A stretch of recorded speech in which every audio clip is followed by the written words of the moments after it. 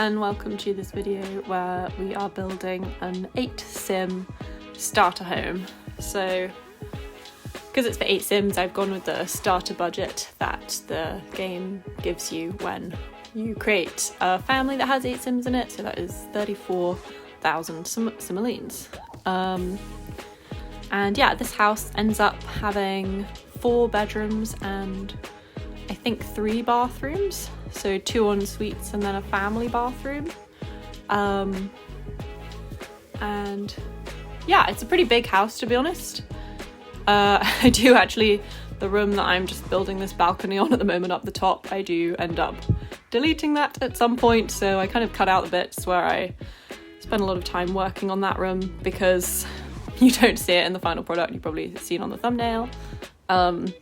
Yeah, I basically got to the point where I was putting down beds and I was like, I only had about 4,000 simoleons left, and I was like, well, I've got to make some kind of drastic change to make this house fit in the budget. And yeah, so originally I had 5 bedrooms, and I don't know, I guess it just seemed excessive. I was like, someone doesn't need their own room. So yeah, 4 bedrooms and all of the rooms are shared for this house, which is nice. Yeah, I think I ended up with not enough money because I just focused way too much on trying to get the outside to look nice, which is kind of always my downfall, because I think during gameplay I'm much more inclined to like upgrade the furniture in the house and kind of redecorate the rooms and stuff, but I always really want the outside of the house to look pretty nice. I mean, it is fun when you kind of like go through and renovate everything, especially if you're doing like a legacy challenge or something like that. But yeah, in this case, definitely focused on making the outside look nicer before I focused on anything else. I do eventually like save enough money in a few places to, you know, get furniture in all the rooms, and they're definitely a bit bare bones, as kind of any starter home is in The Sims 4. But they're interesting enough, which is good. But yeah, so just working on the outside here, trying to give it a few details, make it a bit interesting. Yeah, and this is a limited pack build, so I was using just the Sims 4 base game and the Sims 4 for rent. So we are building in Tomarang here. I'm not entirely sure how you say it, Tomarang, something like that. And yeah, only using those 2 packs, which is kind of nice. I think it kind of helps. Like, there's so many options in The Sims 4, it's almost nice to have your choices narrowed down sometimes. And I really love the style of furniture and like build mode stuff that came with The Sims 4 for rent. It's kind of Southeast Asian style. It's just really beautiful. And so yeah, I was really happy with the way this house turned out. And also the world is just so beautiful. Like, it's almost impossible to make something that looks ugly in this world. So yeah, it's just definitely much easier to like make a cohesive build when you're like mostly using stuff from the same pack. So yeah, went for a kind of like yellow and brown theme mostly with this house. I do really love the bright colours that come with this pack, so I was pretty keen to use those somewhere. Also didn't want it to be like too overwhelming, like too colourful, didn't want it to look gimmicky or anything like that. So mixed it with some kind of like natural brown wood tones.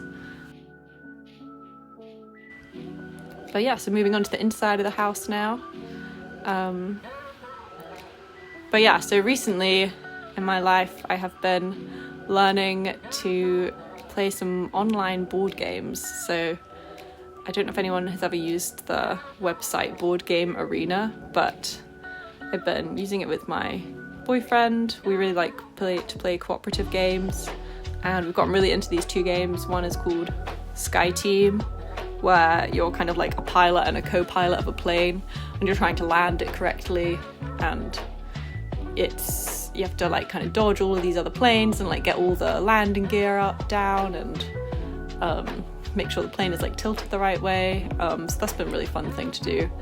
And the other game we've been playing, which has been great, is called Burgle Bros, which is a game where you and the other player, I don't know if you can have more than 2 players, we've only played it with 2 players, maybe you can do it with more people, are basically trying to like escape from a certain building. Like, you have to kind of like go and crack a safe, and you're kind of like on this gridded office floor, and there's a guard also moving around the office floor, and you have to try and dodge the guard, and there's also like all sorts of alarms that can get set off, and like other hindrances, like you can land up with like cards in your hand that mean that you kind of like get like a negative repercussion from them or something like that.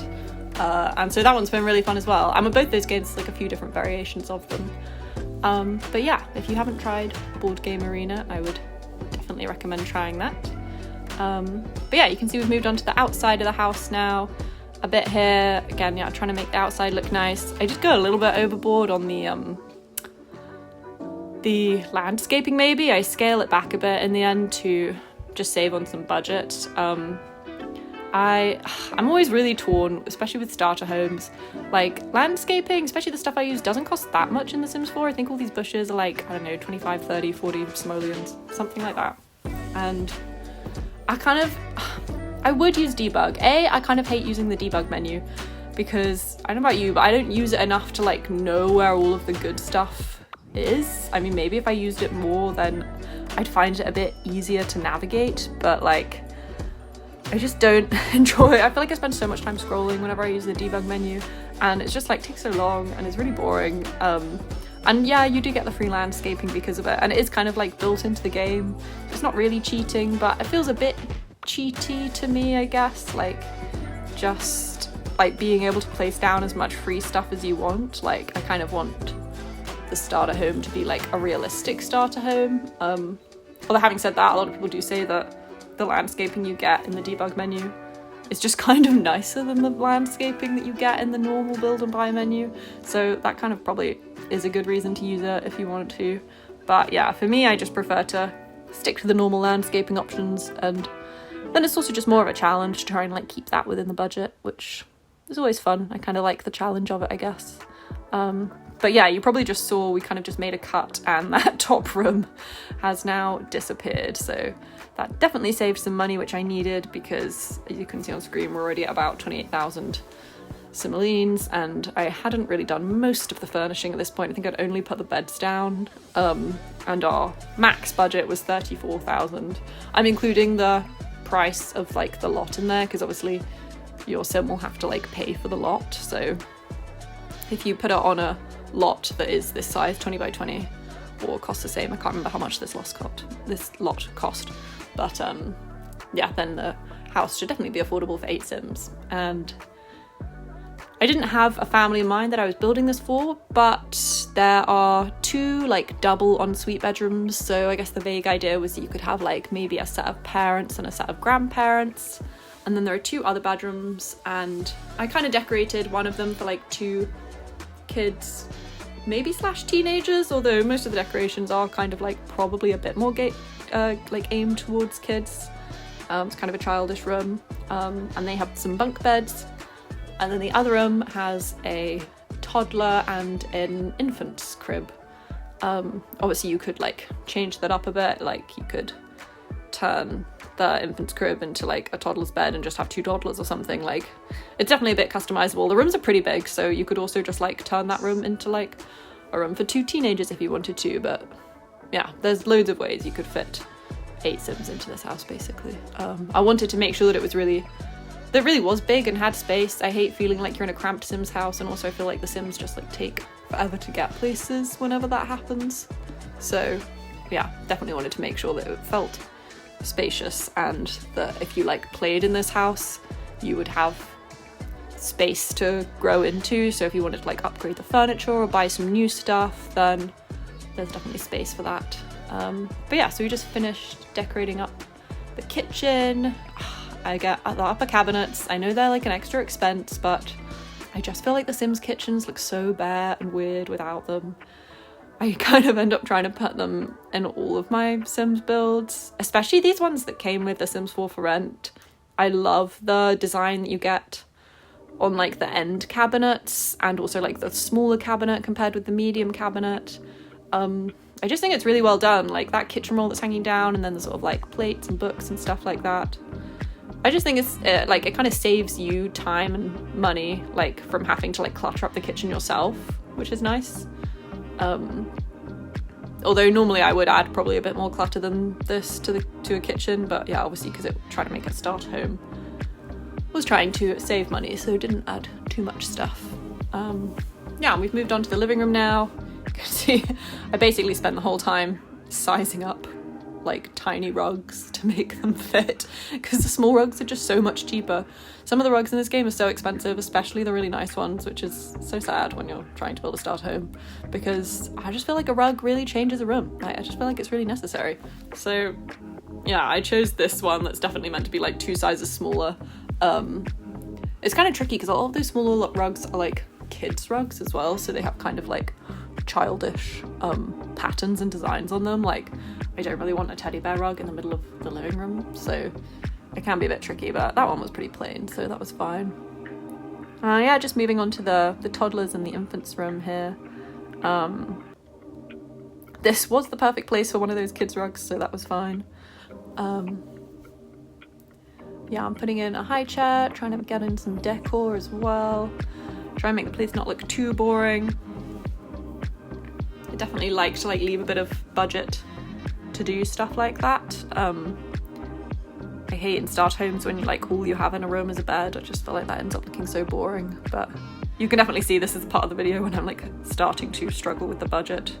It was honestly such a lifesaver deleting that other room, because I think also originally I had 4 bathrooms in this house, and the plumbing stuff is quite expensive. I find that takes up quite a lot of the budget. Like, having a shower and a sink and a toilet is already almost 1,000 simoleons, so just by deleting a bathroom I got so much money back, which was so worth it.